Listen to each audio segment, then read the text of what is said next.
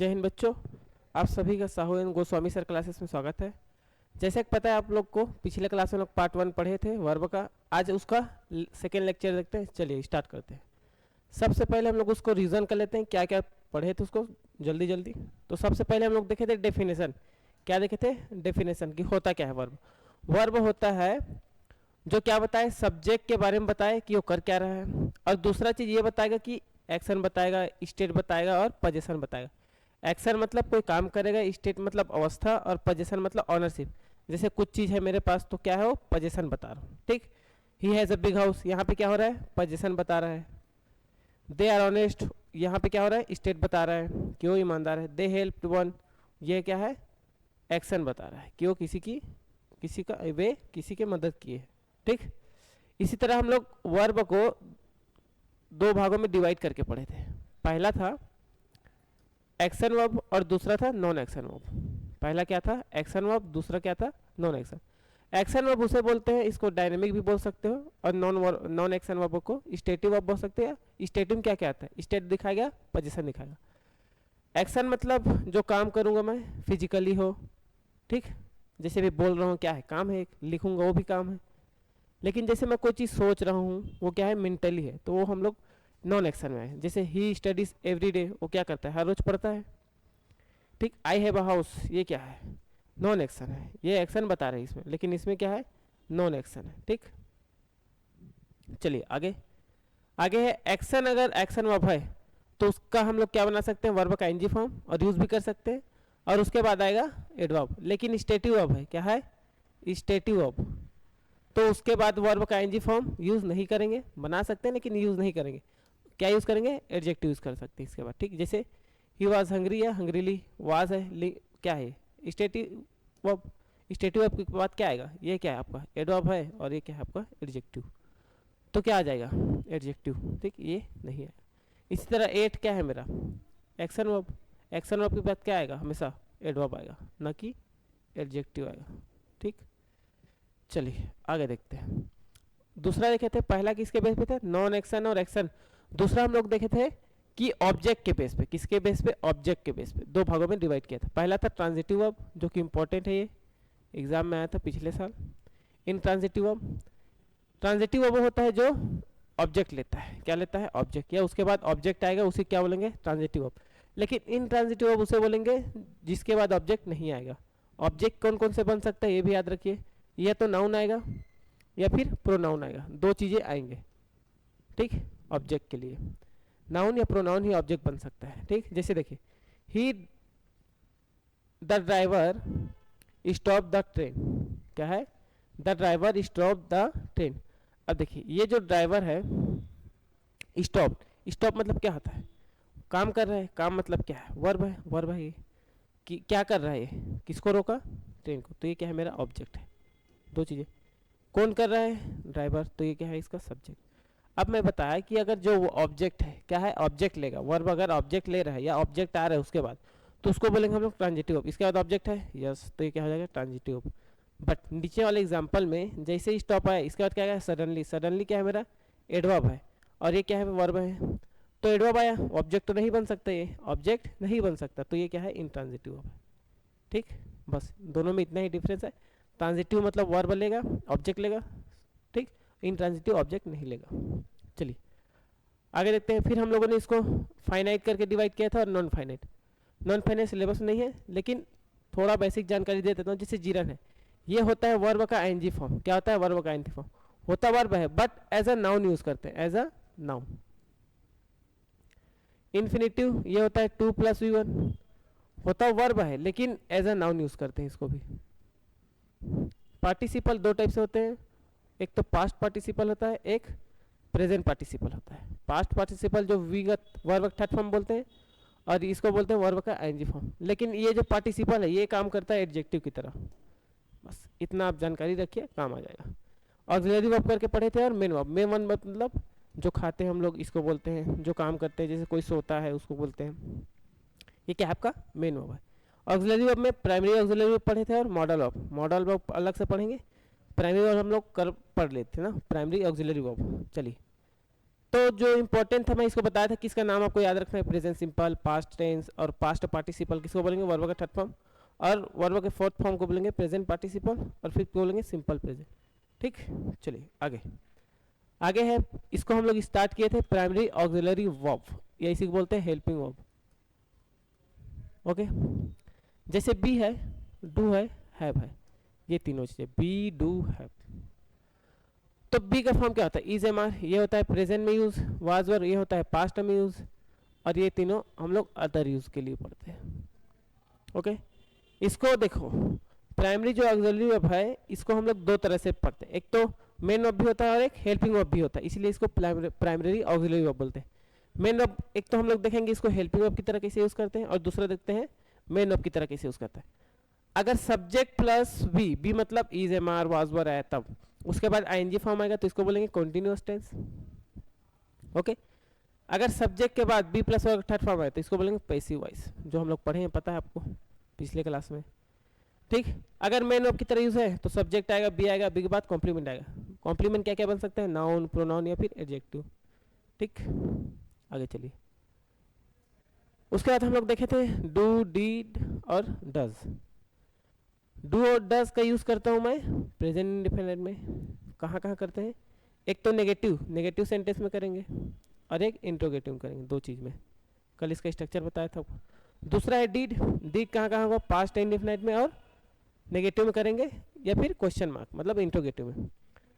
अब इसको दो तरह से यूज करते हैं, उसको मैं आपको लिखवाया था, ये इसको ध्यान मत दीजिए, ये थोड़ा सा मिस्टेक है। चलिए तो आप लिख लीजिएगा, नहीं लिखे हैं तो,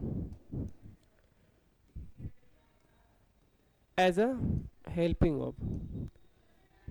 ठीक, सब्जेक्ट आएगा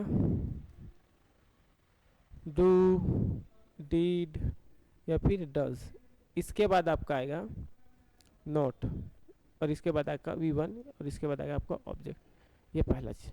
दूसरा, इसको अगर मैं पहले लिख लूँ डू, डज या फिर डीड, इसके बाद आएगा आपका सब्जेक्ट, फिर आएगा V1, फिर आएगा ऑब्जेक्ट, और इसके बाद आएगा क्वेश्चन मार्क। तो इंट्रोगेटिव के लिए यूज करेंगे और इसको नेगेटिव के लिए यूज करेंगे। ठीक, यही चीज है। और अगर मैं इसको क्या करूं, मेन वर्ब की तरह यूज करूं, कैसे करूं, मेन वर्ब की तरह, as a main verb. As a main verb का मतलब क्या है, सब्जेक्ट आएगा, इसके बाद कोई हेल्पिंग वर्ब आएगा, उसके बाद क्या आएगा, डू आ सकता है, डीड आ सकता है या फिर डज आ सकता है। ओके, प्लस आ गया आपका ऑब्जेक्ट जी, ये होगा। ये जो डू और डज है ये होता है प्रेजेंट फॉर्म, क्या होता है प्रेजेंट फॉर्म मतलब V1, ये होता है आपका V2, और V3 आपको पता है डन। ठीक, ये चीज़ें नोट कर लेंगे आप। चलिए आगे बढ़ते हैं, जैसे एग्जांपल देखिए, एग्जांपल से ज़्यादा समझ आएगा आपको। ठीक, I do not eat sweets, मैं मीठा नहीं खाता। ठीक, तो यहाँ जो आई है ये क्या है, सब्जेक्ट है। यहाँ पे जो डू है ये हुआ है हेल्पिंग वर्ब की तरह यूज, क्यों, क्योंकि इसके बाद नॉट आया, और नॉट के बाद क्या है, मेन वर्ब आ गया, और ये क्या है आपका ऑब्जेक्ट। बस इसी को समझना था। लेकिन यहाँ पे ही डिड हिज वर्क, यहाँ क्या है, ये आपका सब्जेक्ट है, लेकिन यहाँ पे हेल्पिंग वर्ब की तरह यूज नहीं हुआ, ये यहाँ पे मेन वर्ब की तरह यूज है। क्यों, क्योंकि इसके बाद तो ना तो हेल्पिंग वर्ब है ना नॉट है, तो इसको हम लोग क्या समझेंगे, इसको ये है मेन वर्ब की तरह यूज। ठीक, he will do it tomorrow, वो क्या करेगा, इसको कल करेगा। तो ही क्या है मेरा, यहाँ पे सब्जेक्ट है, विल क्या है, हेल्पिंग वर्ब है, और ये यहाँ पे क्या है, मेन वर्ब है। तो देखिए इसको तो मैं एक तो मेन वर्ब की तरह भी यूज कर सकता हूँ और एक हेल्पिंग वर्ब की तरह भी यूज करता हूँ। ठीक, तो आपको समझ आ गया होगा। ठीक, अब इसके बाद हम लोग देखते हैं, पहला क्या देखे, बी देखे, दूसरा क्या देखे, डू देखे, और तीसरा क्या देखेंगे अब, हैव। देखिए जो हैव होता है ये V1 होता है, और ये V5 होता है, और ये वर्ब का सेकेंड और थर्ड दोनों फॉर्म होता है। ही, ए, हैज, हैव, हैड करके होता है। ठीक, इसको हम अगर हेल्पिंग वर्ब की तरह यूज करें तो क्या होगा, सब्जेक्ट आएगा, हैव हैज आएगा, और इसके बाद आएगा वर्ब का थर्ड फॉर्म। दूसरा, अगर इसको मैं मेन वर्ब की तरह यूज करूं तो क्या आएगा, सब्जेक्ट आएगा, हेल्पिंग वर्ब आएगा, has, have, had plus object आएगा। अगर इसके बाद वर्ब का थर्ड फॉर्म आ रहा है अलग से तो हेल्पिंग वर्ब है, अगर नहीं आ रहा है तो मेन वर्ब। बस इतना ही याद रखना है आपको।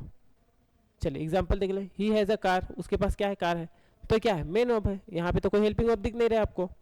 I have done my work, अब देखिए ये क्या है आपका हेल्पिंग वर्ब की तरह यूज हो रहा है क्योंकि ये मेन वर्ब है, और मेन वर्ब के साथ क्या है वर्ब का थर्ड फॉर्म, तो क्या हुआ हेल्पिंग वर्ब हुआ। They had some urgent work, अब उसके पास क्या था, कुछ अर्जेंट वर्क था, ये क्या है, इसके बाद है क्या आपका मेन वर्ब नहीं है, तो ये क्या है आपका हेल्पिंग वर्ब। ठीक, देखिए ये हुआ। अब चलिए आगे जो पढ़ना था हम लोग को, अब मैं कुछ इंपॉर्टेंट वर्ब बताऊंगा जिससे एग्जाम में क्वेश्चन मैक्सिमम पूछा जाता है, उसी को चर्चा करेंगे। जैसे देखिए पहला राइट है, राइट मतलब क्या होता है लिखना, इसका सेकेंड फॉर्म होता है रोट और इसका थर्ड फॉर्म होता है रिटेन, और जो इसका आईएनजी फॉर्म कर लीजिए उसको बोलते हैं फोर्थ, और फिफ्थ होता है जो सिंगुलर होता है। कम होता है, कम मतलब आना, कैम कम। बिगिन बिगेन बिगन, शुरू करना होता है, इसका मतलब रन रैन रन। स्विम स्वयं स्वम। कास्ट कास्ट कास्ट, इसका मतलब होता है बोटिंग करने वाला, जो बोट डालते हैं ना उसी को बोलते हैं बोटिंग वाला कास्ट। ठीक, ब्रॉडकास्ट ब्रॉडकास्ट ब्रॉडकास्ट। इसमें क्या करेगा एग्जाम में आपसे जो कास्ट है इसका सेकेंड फॉर्म ईडी लगा के दे देगा जो कि गलत है, थर्ड फॉर्म में क्या कर देगा ईडी लगा के देगा जो भी गलत है। ठीक, तो इसको ध्यान रखिएगा, इसका जो कास्ट है कास्ट का कास्ट ही होता है, ब्रॉडकास्ट का भी सेम होता है, इसमें क्या कर देगा ईडी लगा के दे देगा जो कि गलत है, इसमें क्या करेगा ईडी लगा के देगा जो भी गलत है। बस यही समझना था आपको इसमें। ठीक, यहाँ भी ध्यान रखिए, ये जो कम है फर्स्ट फॉर्म और जो थर्ड फॉर्म दोनों सेम है, लेकिन दोनों में डिफरेंस ये है कि अगर हैव आया,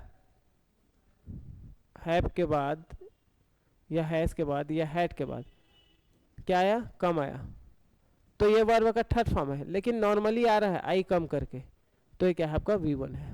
बस दोनों में ये डिफरेंस है। ठीक, चलिए जैसे ये होगा रन का सेम है, आगे देखते हैं। अब देखिए ये इंपॉर्टेंट है, इससे आता है क्वेश्चन आपका, दो में डिफरेंस पता चलना। जैसे देखिए फ्लाई का मतलब होता है उड़ना, फ्लाई का मतलब उड़ना, फ्लू उसका सेकेंड फॉर्म है, और फ्लोन क्या है थर्ड फॉर्म। फ्लो मतलब क्या होता है बहना, फ्लोड मतलब वर्ब का सेकेंड फॉर्म, और फ्लोड मतलब वर्ब का थर्ड फॉर्म। अब क्या होता है कि जहां पे चाहिए आपको फ्लो वहां पे दे देगा फ्लाई, और जहां आपको चाहिए फ्लाई वहां दे देगा फ्लो, तो बस यही डिफरेंस है दोनों में। तो जो बर्ड है वो क्या करता है बहता है, बहता तो नहीं है, वो क्या करता है उड़ता है, तो उड़ता क्या हो जाएगा फ्लो का क्या हो जाएगा फ्लू हो जाएगा, सेकेंड फॉर्म फ्लू, फ्लोन हो जाएगा। क्यों, क्योंकि ये वर्ब का थर्ड फॉर्म यूज करना है हमें, फ्लोन हैव लगा है। ओके, तो यही है, जैसे नदी के साथ क्या लगा के दे देगा आपको फ्लाई लगा के दे देगा, द रिवर फ्लाइट करके। ठीक, तो जो कि गलत है। इसी तरह अगला है हैंग, हैंग मतलब होता है एक फांसी, फांसी लगाना, और एक होता है हैंग मतलब टांगना, जैसे कपड़ा उपड़ा को हम लोग टांगते हैं उसी को बोलते हैं हैंग। दोनों का जो फर्स्ट फॉर्म है V1 है, ये तो सेम है, लेकिन जो सेकेंड फॉर्म है और जो थर्ड फॉर्म है ये डिफरेंट है। जैसे देखिए हैंग हैंग हैंग्ड, ये होता है फांसी वाला, जैसे कोई कैदी है उसको फांसी लगाते हैं उसी के लिए यूज़ करते हैं। लेकिन जो हैंग है कपड़ा उपड़ा घर में टांगते हैं उसको बोलते हैं हैंग का हंग हंग हो जाएगा, तो इसको याद रखिए। द प्रिजनर वाज हैंग्ड या हंग। अब देखिए जो प्रिजनर है इसको बोलते हैं कैदी, क्या बोलते हैं कैदी। अब कैदी को क्या लटकाएंगे टांगेंगे थोड़ा, उसको क्या करेंगे फांसी लटकाएंगे, तो फांसी लटकाने का क्या होता है थर्ड फॉर्म क्या होता है हैंग्ड, तो ये हैंग्ड हो जाएगा, हैंग नहीं होगा। इसी तरह द क्लोथ्स वर हैंग्ड या हंग, क्लोथ को क्या करते हैं टांगते हैं, तो टांगते हैं क्या होता है हैंग, न कि क्या होगा हैंग्ड, हैंग नहीं होगा, क्या हो जाएगा हंग हो जाएगा। ठीक, दोनों में समझ आया डिफरेंस। जैसे अगला है एक होता है बियर, बियर मतलब क्या होता है जन्म देना। ठीक, बियर मतलब भालू भी होता है लेकिन वो नाउन होता है, बियर मतलब जन्म देना। इसका जो सेकेंड फॉर्म है बोर होता है, और इसका जो थर्ड फॉर्म है वो होता है बॉर्न। एक बियर का मतलब होता है सहन करना, जैसे कोई बहुत ज़्यादा कठिनाइयों के साथ जीता है उसी को बोलते हैं। इसका जो सेकेंड फॉर्म है, सेकेंड फॉर्म दोनों का सेम है, इसमें डिफरेंस है थर्ड फॉर्म में। थर्ड फॉर्म में ये घोल करता है झोल मोल। एक होता है बोर, जिसमें हम लोग बोरिंग हो जाते हैं, बहु कोई चीज़ जब एकदम उबाऊ होता है उसी को बोलते हैं, क्या बोलते हैं उसको मोनोटोनस को बोलते हैं, बोर बोर्ड बोर्ड। तो इसका डिफरेंस क्या है देखिए एग्जाम में क्या देगा। अब यहाँ देखिए ही हैज़ बोर्न या बोर्न डिफिकल्टीज, यहाँ पे ये नहीं हो। ठीक, अब देखिए क्या होगा, अब वो जो डिफिकल्टीज है ये क्या है उसके जीवन में कठिनाइयाँ हैं, वो क्या कर रहा है सहन करते आ रहा है, तो इसका मतलब क्या है ये वाला बोर्न लगाएंगे कि ये वाला। अब यहाँ पे देखिए क्या बताऊं, अगर आपको जो जन्म वाला है, जन्म वाला के लिए BORN होता है, लेकिन जो सहन करेगा उसके लिए क्या होगा, BORNE होगा। ठीक, तो यहाँ पे जो वो अपने लाइफ में बहुत सारी डिफिकल्टीज क्या कर रहा है, सहन कर रहा है, तो इसीलिए ये वाला होगा, ना कि ये वाला born. Okay, she was born on 3 January. अब वो उसका जो जन्मदिन वाला है, ना कि वो सहन वाला, तो सहन वाला को हम लोग यूज नहीं करेंगे, किसका करेंगे, बर्थडे वाला करेंगे। ओके, दोनों में समझ आया। अब जो सबसे ज्यादा पूछा जाता है लाई वाला, ये सबसे ज्यादा हर एग्जाम का फेवरेट है, तो इसको ध्यान से समझिएगा। देखिए, एक लाई होता है झूठ बोलना, इसका जो सेकेंड फॉर्म है और जो थर्ड फॉर्म है लाइड लाइड होता है। झूठ बोलने का क्या होता है, लाइड लाइड। झूठ बोलने क्या होता है, लाइड लाइड। ठीक, लाई लाइड लाइड। और एक होता है लाई मतलब लेटना। दोनों का फर्स्ट फॉर्म सेम है, लेकिन सेकेंड फॉर्म और थर्ड फॉर्म डिफरेंट है। दोनों का फर्स्ट फॉर्म सेम है, लेकिन सेकेंड और ये डिफरेंट है। ठीक, इसका मतलब होता है लेटना, लेन, लाई ले लेन। ठीक, लेकिन इसी तरह तीसरा अगर मैं देखता हूँ तो इसका मतलब बहुत सारा होता है। अंडे देना होता है, बिछाना होता है, निछावर होता है। ठीक, किसी चीज़ का फाउंडेशन रखना होता है, सारी चीज़। तो ले, लेड, लेड। तो देखिए यहाँ पे अब इसका एग्जांपल समझिए। अब एग्जांपल से ज़्यादा समझ आएगा। तो देखिए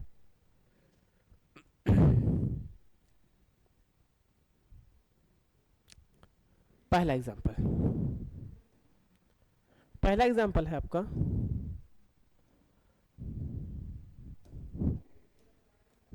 पहला एग्जांपल, ही हैज लेड या land under the sun for hours. जो सन का जो है रोशनी, उसके नीचे क्या है, वो लेटा है। यही तो मतलब है ना। अब देखिए ये दो फॉर्म है, एक तो लेड है और एक लेन है। अब देखिए चेक कीजिए, एक लेड होता है जिसमें अंडे देना, बिछाना, ये वगैरह का मतलब। एक का मतलब होता है लेटना, जिसका क्या होता है, लेन होता है। तो वो क्या है, सूरज के नीचे सोया तो होगा ना, लेटा होगा। तो लेटने होने का मतलब क्या है, लेन लगाएंगे, क्या आ जाएगा, लेन। ये ऑप्शन आएगा, ना कि ये वाला आएगा। ठीक, अगला, जो मुर्गी है वो क्या है, अंडा देती है कि लेटती है, देती है। तो ले वाला ऑप्शन क्या हो जाएगा, लेन वाला गलत हो जाएगा। क्या करेंगे, लेट, अंडा देती है तो लेन हो जाएगा। ठीक, समझ आ रहा है कुछ, आगे चलिए। अरे एक सेकेंड, देखिए ये एग्जांपल इस तरह होगा, यहाँ लिख देता हूँ मैं। द कैमरा ले या लेड ऑन द टेबल। जो कैमरा हो क्या है, लेटा है या रखा गया है, जो भी बोल सकते हो। तो इसका मतलब रखना या लेटा हो जाता है। ठीक, तो कैमरा क्या होगा, लेड और लेड, क्या अंडा बिछाना लेटा होगा ना, मतलब उसको रखे होंगे हम लोग। ठीक, तो यहाँ क्या हो जाएगा आपका, ले होगा कि लेड होगा, क्या हो जाएगा, ये सेकेंड फॉर्म है। देखिए सेकेंड फॉर्म है, ये थर्ड फॉर्म है, सेकेंड और थर्ड दोनों है। ठीक है, तो यहाँ पे दूसरा सेंस है, वो क्या है, उसको रखे हैं हम लोग। ठीक, तो यहाँ पे क्या हो जाएगा आपका, ले, फर्स्ट फॉर्म। ठीक, ले नहीं होगा। देखिए कैमरा आपका सिंगुलर है, इस तरह से भी पहचान सकते हो। अगर कैमरा मेरा सिंगुलर है तो इसके साथ एस लगना रही, ए से ही एस लगना था, जो कि ले का सेंस गलत है, क्या हो, लेटा हो। ओके, इसका मतलब रखना भी होता है, इसका एक मतलब होता है रखना, इसका भी समझ सकते हो। ठीक, चलिए अगला एग्जांपल देखिए, ही लाइड या ले टू मी यस्टरडे।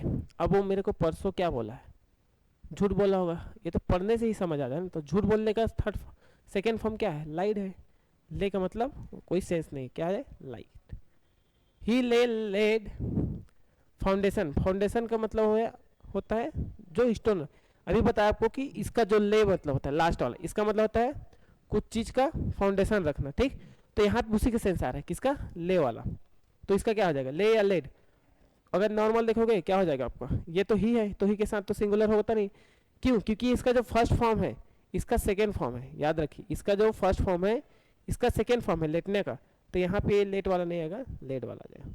ठीक, वो अपने किया है। ओके, और ये जो यह है लास्ट वाला, ये निछावर भी है, मतलब शहीद होना ये बोल सकते हो, उसके लिए भी यूज करते हैं। तो यहाँ पे क्या है, he lay laid his life for his country. वो अपने लाइफ को क्या कर दिया, निछावर कर दिया अपने देश के लिए। तो यहाँ पे क्या कर सकते हो, इसको ले का कोई सेंस नहीं है, लेट आ जाएगा। ठीक, तो इसको अच्छे से याद रखिएगा, ये इंपॉर्टेंट है। डिफरेंस मैं यहाँ बता दिया हूँ, उसका कुछ एग्जाम्पल है, तो इसको ध्यान रखिएगा। चलिए आगे चलते हैं। आगे है, ये भी इंपॉर्टेंट है, इसमें भी कंफ्यूजन होता है बच्चों को। जैसे देखिए राइज, रोज राइजन, इसका मतलब होता है उगना या बढ़ना, लेकिन राइज जिसमें क्या हो जाता है ए लग जाता है, इसका मतलब होता है बढ़ाना या उठाना, इसका होता है राइज्ड या राइज्ड, ध्यान रखिए। अब देखिए एग्जाम्पल में क्या समझते हैं, ही रोज या राइज्ड हिज हैंड इन क्लास, अब वो अपने क्लास में क्या है, उसका हाथ उगा होगा या बढ़ा होगा, नहीं वो उठाया होगा ना, अपना हाथ क्या किया होगा क्लास में उठा के बोलते हैं, जैसे कोई सर या मैडम कुछ पूछते हैं तो यहाँ क्या हो जाए, किसका सेंस है उठाने का, तो उठाने के लिए क्या यूज़ करेंगे, राइज्ड या रोज, तो रोज का यूज़ नहीं करेंगे, किसका करेंगे, राइज का, ठीक। इसी तरह द आरबीआई रेज या रोज द इंटरेस्ट रेट, अब जो इंटरेस्ट रेट है उसको क्या करेगा, वो बढ़ाएगा, बढ़ाएगा ना, जो आरबीआई है ये एक बैंक है ना, याद रखिएगा, रिजर्व बैंक ऑफ इंडिया। तो देखिए राइज और रोज, अब यहाँ पे जो राइज है उगना बढ़ना थोड़े ना होगा, अपने आप नहीं बढ़ेगा, ये किसी के द्वारा बढ़ाया जाएगा तो राइज हो जाएगा, रोज नहीं होगा। इसी तरह अगला देखिए, वेन यू हीट वाटर, अगर मैं पानी को क्या करूं, गर्म करूं, तो क्या होता है, जो वेपर है भाप है वो क्या होगा, अपने आप उठता है, ठीक, तो उठता है अपने आप, उठाते नहीं उठता है, तो ये क्या हो जाएगा, राइस के लिए यूज़ करेंगे, तो राइस के लिए क्या हो जाएगा, राइजेस या राइजेस, ये वाला राइजेस नहीं होगा, ये वाला राइजेस हो जाएगा। ओके, ये भी समझ आ गया होगा आपको। अगला देखिए, अगला है फॉल, फॉल मतलब होता है गिरना, इसका जो सेकेंड फॉर्म है फेल है और इसका थर्ड फॉर्म फैलन। अगला है फेल, जो पेड़ वगैरह के लिए यूज़ करते हैं हम लोग नॉर्मली, जो इसे बाइक वाइक से गिर गया या इसी चलते चलते गिर गया उसके लिए यूज़ करते हैं, और इसके लिए अधिकतम फेल के लिए। फेल्ड या फेल्ड दोनों में डिफरेंस है, एक होता है फील, फील मतलब जो महसूस करते हैं हम लोग या एहसास करते हैं, इसका मतलब क्या होता है महसूस भी लिख सकते हो।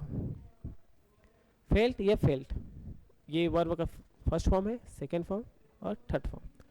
तो देखिए एग्जाम्पल में क्या है, जैसे द हंटर जो शिकारी है, फेल द ट्री, अब पेड़ पे चढ़ा था मारने वारने के लिए, तो क्या गया है वो गिर गया, तो यहाँ पे क्या है ये फेल है, तो क्या हो जाएगा यहाँ पे आपका फेल मतलब क्या है, पेड़ से गिरा है, तो इसीलिए सेकेंड, ये भी हम लोग का सेंटेंस सही है। लेकिन अगला, ही फेल या फेल्ड ऑफ द बाइक, अब वो बाइक से गिरा है कि पेड़ से गिरा है, ये किसके लिए यूज़ करते हैं, पेड़ से, तो ये वाला तो गलत हो जाएगा, इसके लिए क्या करेंगे, देखिए यहाँ पे, हाँ ये मिस्टेक है, जो इसका फर्स्ट फॉर्म है इसका क्या है सेकेंड फॉर्म है, याद रखिए, जो पेड़ से गिरने का फर्स्ट फॉर्म है वो नॉर्मली गिरने का क्या है सेकेंड फॉर्म है, तो यहाँ पे देखिए ये वाला जो फेल है और ये जो फेल्ड है ये क्या है इसका सेकेंड, तो ये वाला यूज़ नहीं करेंगे, नॉर्मल जो गिरता है उसके लिए करेंगे। ओके, अगला देखिए, जो अगर दर्द वर्द करता है मतलब जो पेन वगैरह एहसास होता है उसके लिए क्या यूज़ करते हैं फेल्ड का, लेकिन अगर कोई बीमार वगैरह पड़ा है उसके लिए भी क्या करते हैं, उसके लिए फेल का यूज़ करेंगे, फेल का यूज़ नहीं करना, याद रखिएगा, अगर बीमारी है तो उसके लिए फेल का यूज़ करेगा,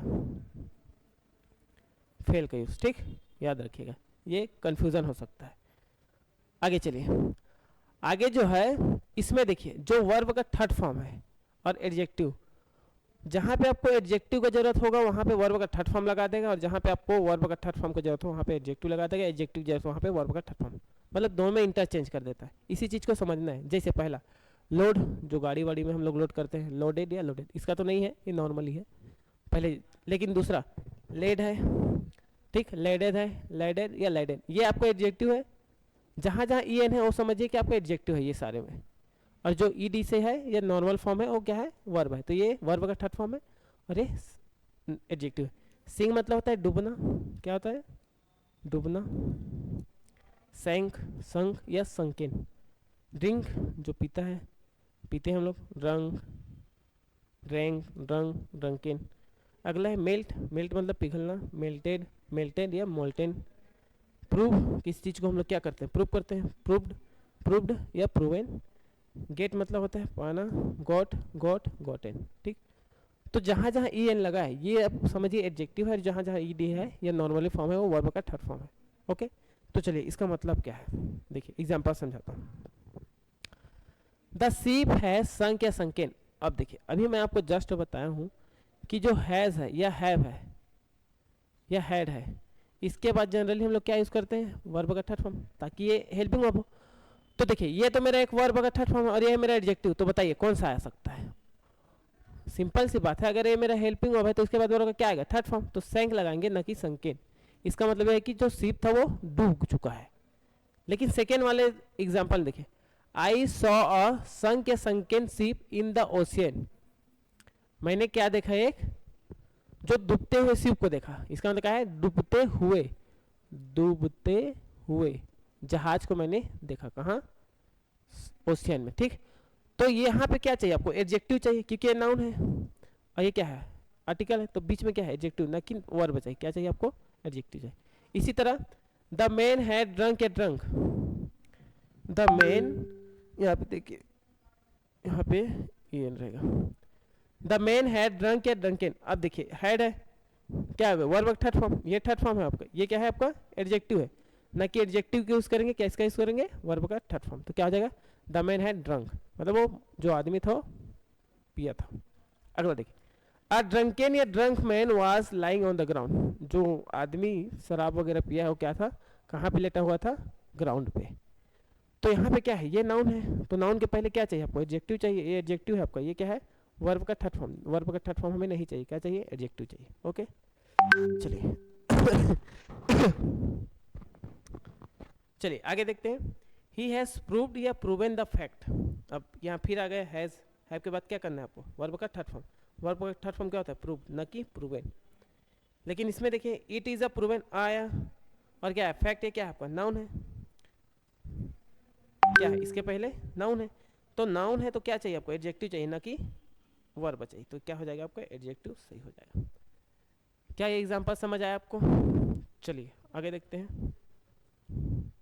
ठीक, देखिए आज जो क्लास किए हैं इसका आप रिवीजन करिएगा, पिछले क्लास का भी रिवीजन कीजिए। चलिए थैंक यू, मिलते हैं अगले सेशन में, थैंक यू।